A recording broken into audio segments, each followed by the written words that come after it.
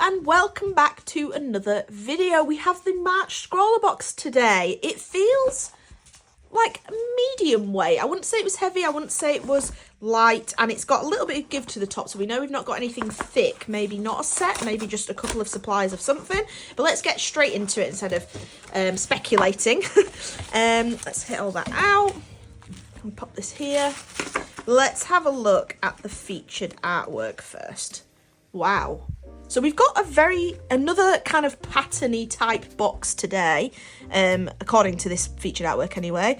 Very nice. It's got a little bit of a pencil, like a coloured pencil texture or a wax-based texture. I'm not really sure, but it's lovely. The colours, I really like this contrast of the greys, the warm yellows and reds, and then these pinks and purples. Very, very nice. I like that. And I like how uniform it all is. It's beautiful.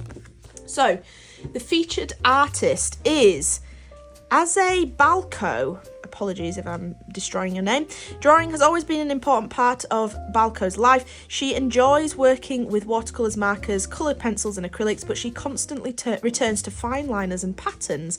Her pieces are rarely planned out in advance, and her process has a calming and meditative effect, with the patterns unfolding as she worked. Very nice, and their Instagram is just at the bottom there, but lovely. Very nice artwork. I like that. I like that a lot. Okay, let's pop that there, and then let's get into this package. Ooh. Oh, I was wrong, proved wrong. I don't know why I speculate all the time, because I'm always proven wrong. But we have a set of something. So the sweet in this box is a chocolate milk eclair. But it's not, this one's by Walker's. Is it Dairy Milk that does or Cadbury's do the original eclair? So I wonder how this compares. I'll obviously add my sweet rating. It's not obviously sour, so I won't put a sour rating, but I'll add the sweet rating here. Nice. The Scrawler sticker is a little segment of the featured artwork. Very nice as well. Then the supplies. Let's start with the small supplies. We have a unipin 0.5 fine liner. So we've had these quite a few times, but we always get them in black. Whereas this is a sepia tone, and it's kind of like a really nice mid-range size. Very, very nice. So I'm excited about that. It's nice to get different coloured fine liners because you can do so much with them. Then we have... Oh, I'm not going to lie, at first glance I thought this was a Sakura jelly roll, but it's a Frisk Gel Pen. I'd really like to compare this to a Sakura. Is it Sakura? I can never say that. Sakura jelly roll. But this Frisk one, so I'm interested to see how this compares, whether it performs the same way. I'm not really sure. It'd be interesting to know. And then finally, for the actual pens, we have the Pentel Art Brush Sign Pen Twin Tip. So we have a broad brush nib, one end, and a fine brush nib on the other, in vivid colours. Interesting. Let's just pull one of these out. Oh, I pulled a grey out. Brilliant. Let's pull... So these are the colours. These are kind of... Let's get them all out, actually. These are kind of the colours that are used in this artwork, actually. We've got kind of a red and a pink. In fact, let's have a look at the colours, what colours they actually are. We have dark red, we have magenta, we have dark brown, we have light grey, we've got silver grey, beige, raw umber, and finally we have heliotrope. So we've got a lovely brush nib. We always love a brush nib. Very, very nice. So when they say it's a broad... Oh, they did say a broad brush nib, I guess. And then we've got a bullet nib at the end. It's quite a fine bullet nib. If you were to compare that to the bullet nibs on, say, Copic markers or something like that. Very nice. I'm interested to see how they feel on the paper. And then speaking of which, we have a pad of paper here. It is a Seawhites of Brighton recycled sketchbook made using rescued coffee cups. Ooh, very nice. It's A5, 140 GSM, and you get 40 pages in this. Oh, it's nice. It looks way thinner than it is. It's a much thicker paper, and you can tell it's recycled. It's got that lovely kind of it's not a bleached white colour, and it's obviously got the lovely speckles. So I'm interested to see how they lay down on that. Very nice. So let's get into the Scrawler zine and just kind of read a little bit more about this box and its supplies. So we have the spread about the supplies. The sketchbook is from Seawhites CupCycling range and is manufactured from single-use coffee cups.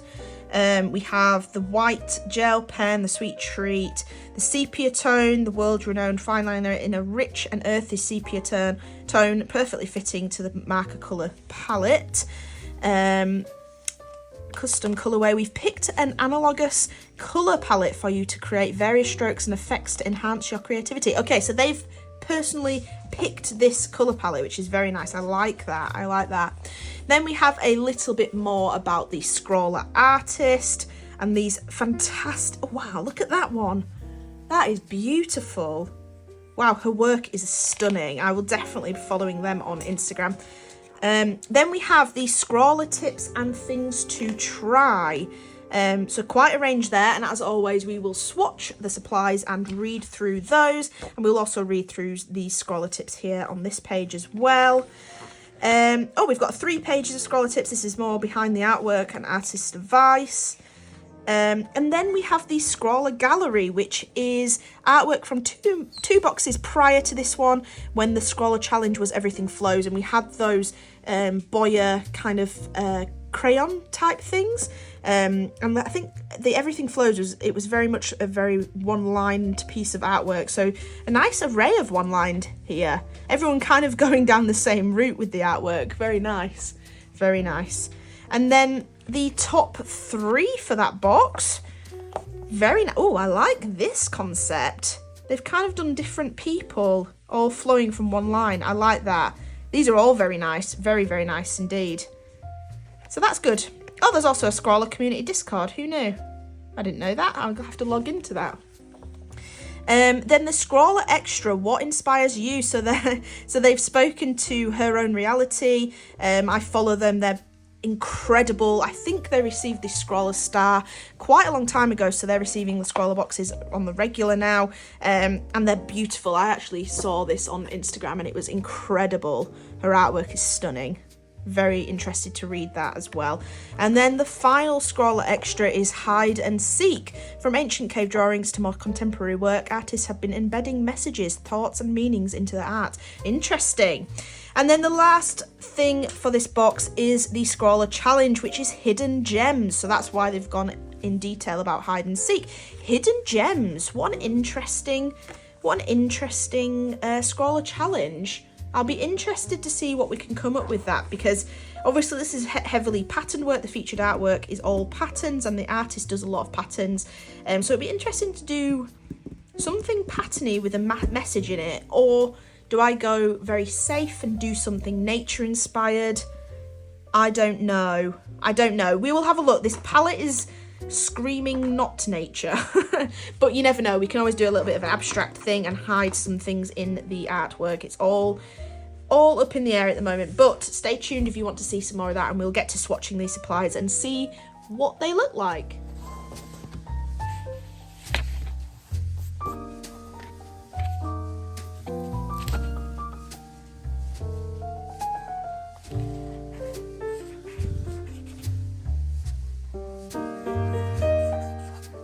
So we have some interesting tips here. So we have the usual swatching, combining colours, which you see me do shortly, but they also show some different mark making and texture techniques, one of which is actually scribbling on some cling film, place it gently onto the pages, scrunch as you press harder and apply texture to the pages, which look really interesting, and I'd love to try that in the future. They also have a going dotty, experiment with dot work. Since there's the 2 different nibs, you can definitely do that. And then thirdly on this first spread was add some water. Use water to dilute the colour. You can use a damp paintbrush or sponge to pick up colour from the marker and then apply it to your paper. Great for backgrounds. So they're really interesting and I really liked that. Then we have some moments of zen, which it just teaches you how to do a bit of doodling with the pens, which was quite interesting. And then the artist advice was the last page, and a bit behind the artwork, and practicing patience. So there's actually, if you can hear that noise, that's Mabel using a little feeding machine thing. There's a practicing patience section where the featured artist actually uses dots to create a really in-depth kind of flower image, which was very nice. But as you can see here, I used my usual technique of blending the colours, and because I read the part where it said blend, I thought these obviously blend very well, and they did. They blended okay. I really like them, and as you can see, you can get a really vast array of colours, which were very, very nice, and definitely helped me decide what I wanted to do for the hidden gem scrawler challenge.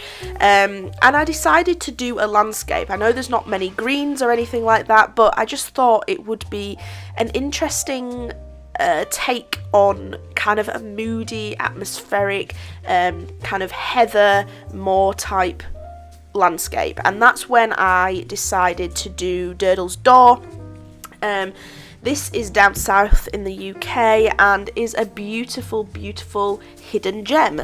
You know, people use that phrase for these wonderful scenes and landscapes and places to visit as hidden gems, and I kind of rolled with that and went with that as my theme, and I really like it. I think it turned out really nice. It's much more moody than I was expecting, but I guess the colours are all very muted and very toned down, but they blended very well. My only issue is that this paper did get chewed up if you added too many blends, and especially if you use the technique of adding water. I don't know, I just don't think that's going to be a good idea too much, because you will chew up the paper. I guess the technique they show is more dropping water onto it and letting it sit there, so you're not really necessarily using a paintbrush to blend the artwork, but it